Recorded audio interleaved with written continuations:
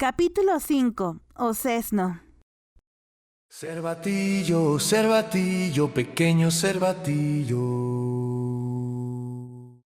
come mucha hierba, come nueces del bosque, y cuando seas grande, huye muy lejos. Cervatillo, cervatillo, pequeño cervatillo. Tiaño canturraba aquella melodía mientras iba arrancando las hojas de una rama, hojas que más tarde servirían para preparar medicina. ¿Qué es esa canción?, preguntó Mao Mao mientras estiraba girando los hombros. ¡Ay, qué entumecida estoy!, pensó Mao Mao, reflexionando sobre la mala idea que es acostarse en posturas extrañas. Tomó una rama. Arrancar las hojas una por una era un fastidio, así que deslizó los dedos a lo largo del tallo para hacerlas caer todas de un solo golpe. Eso sí, tenía que revisar antes porque las ramas más gruesas solían tener espinas. Tianyu podía haber hecho lo mismo, pero seguía ahí, quitándolas meticulosamente, una por una. Verlo resultaba desesperante.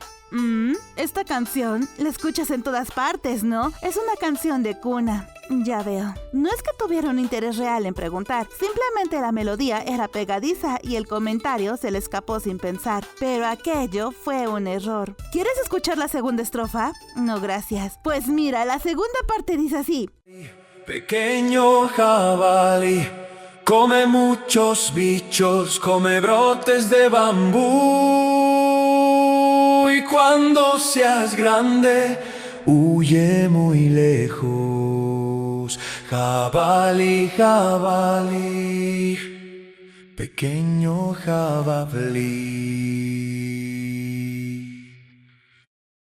Y así, al cervatillo le siguió el pequeño jabalí. ¿Así que ciervos y jabalís? Así es, mi familia es de cazadores, ¿sabes? Solían decir que de pequeños esos bichos son adorables, pero cuando crecen no hay quien los aguante de lo odiosos que se vuelven. Aunque, gracias a eso, a nosotros siempre nos reciben con los brazos abiertos. Tanto los ciervos como los jabalíes son plagas, pero al mismo tiempo son comida. Era lógico que la gente agradeciera la presencia de los cazadores. ¿Y a qué se refiere con eso de huye lejos? Es una canción infantil, así que la cantan los niños. Si los animales se quedan, engordan y crecen, no les queda otro destino que convertirse en carne. Aunque, dicho sea de paso, una vez hecho carne, están deliciosos. ¿La tercera estrofa es sobre osos? Mao Mao recordó las ocasiones en las que le habían permitido participar en el despiece de algún oso. Exacto, pero en el caso del oso, la letra dice que los que huimos somos nosotros. Por muy lindo que sea el ocesno, no te puedes acercar. La mamá oso da mucho miedo. Tiene sentido. Mao Mao aplastó las hojas hasta llenar la cesta. Después tendría que lavarlas, pasarlas por vapor y ponerlas a secar. La vesícula de oso es muy valiosa, así que por mí, ojalá taparan montones. Osos, ¿eh? Ahora es temporada de caza, así que es probable que aparezcan, ¿no? Ojalá aparezcan. El deseo de Mao Mao se cumpliría con una facilidad sorprendente. Días después, Mao Mao se encontraba en medio del bosque. Le habían subido un carruaje de imprevisto, obedeciendo a la orden repentina de un oficial médico superior ir hacia allá. ¿Qué vamos a hacer exactamente? Changsha miraba a Mao Mao con expresión preocupada. Aquella dama de la corte, una subalterna bajita y de lengua afilada, se sentía inquieta por haber sido sacada al exterior tan de repente. Había alguien más con cara de angustia. Yao. Hoy, Enen no estaba con ella. Tanto Yao como tú, Mao Mao, llevan ropa bastante desgastada. El trabajo de hoy no será ir de compras, ¿verdad? Changsha no llevaba su habitual túnica blanca de médico, sino ropa de calle. Llevaba un abrigo del que había alardeado recientemente por ser una nueva compra, así que desentonaba por completo en medio del bosque. Por el contrario, tanto Mao Mao como Yao llevaban ropa sucia y desgastada. Si Enen hubiera visto a Yao en esas fachas, probablemente habría enloquecido. Pronto entenderás por qué, dijo Yao. Su tono fue cortante. No es que estuviera de mal humor por llevar ropa vieja, es que simplemente no tenía cabeza para preocuparse por nada más. Estaba demasiado nerviosa. Toma, ponte esto. Mao Mao sacó de su equipaje un abrigo que parecía más bien un trapo viejo y se lo tendió. ¿Eh? Changsha hizo una mueca, preguntándose si aquello era algún tipo de broma pesada. Y esto también. Le entregó unas prendas con los puños bien ajustados, además de un calzado hecho de piel. ¿Qué es lo que vamos a hacer realmente? Disección de bestias. Mao Mao hizo que Changsha se cambiara y se adentró en el bosque. Yao la siguió, pálida como un papel. ¡Oh, ya están aquí! Quien la recibió fue el Dr. Wang Wan. A su alrededor había unos 7 médicos novatos con la misma cara de preocupación que Changsha. ¿Tú también vienes a las prácticas, Mao Mao? No. Vengo como supervisora. Igual que yo, entonces. Al ser un médico veterano, competente y muy atento, era la persona ideal para guiar a los novatos. Entre el grupo, algunos tenían esa expresión de desconcierto de Changsha, mientras que otros estaban tan pálidos como Yao. Los primeros seguramente se enfrentaban a una disección de animales por primera vez. Los segundos debían de estar ahí obligados por clases de refuerzo. Mao Mao miró a Yao. Yao, no es necesario que te fuerces a participar. No me esfuerzo, estoy bien. Estoy bien, murmuró Yao como si tratara de convencerse a sí misma. Mao Mao soltó un largo suspiro. El vapor blanco brotó de sus labios y se desvaneció al instante. Sintiendo frío en el cuello, se envolvió en un pañuelo y sacó las herramientas de corte de su equipaje. Toma esto. Mao Mao le entregó los cuchillos a Changsha. Era un juego de 3 piezas de diferente largo y grosor, versiones reforzadas de los bisturis quirúrgicos para que no se rompieran fácilmente. Estas 3 herramientas son las únicas que se suministran. Si necesitan más, tendrán que comprarlas ustedes mismos. Mao Mao miró a Yao. En su equipaje asomaba una caja con más de 10 bisturís. Lo ideal sería apañárselas con estos 3, pero bueno, pensó Mao Mao. Una cirugía no es cocina, es una operación de urgencia. No hay tiempo para andar eligiendo qué herramienta usar. Seguramente fue Enen quien preparó todo ese equipo, no Yao. Se notaba a leguas que intentaba compensar la falta de aptitud de su señora con un exceso de instrumentos. ¿Qué tenemos hoy? Mao Mao se dirigió hacia la cabaña del cazador, un lugar que ya había visitado muchas veces. ¡Ah! Changsha soltó un sonido a medio camino entre la sorpresa y el grito. ¡Es un oso!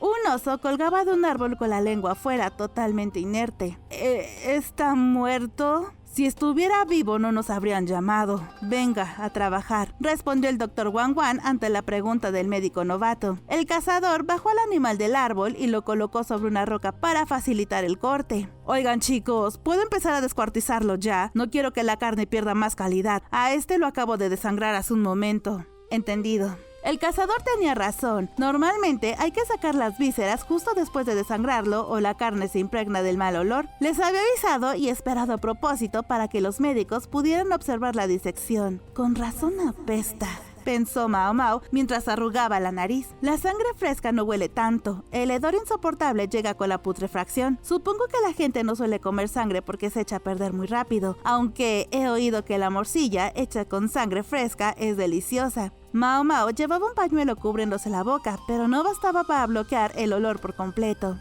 Es una buena época, pensó Mao Mao. Era fin de año, un tiempo en el que parecía que iba a nevar, pero no terminaba de hacerlo. Se agradecía que los insectos estuvieran aletargados por el frío. No solo las moscas y otras plagas, sino también los parásitos estaban menos activos. Tener que preocuparse por no llevarse a casa pulgas saltarinas o garrapatas solía ser un verdadero dolor de cabeza. El cazador puso al oso boca arriba y comenzó a cortar desde la garganta, por donde lo había desangrado. Cortó el esófago y acto seguido rajó hacia arriba.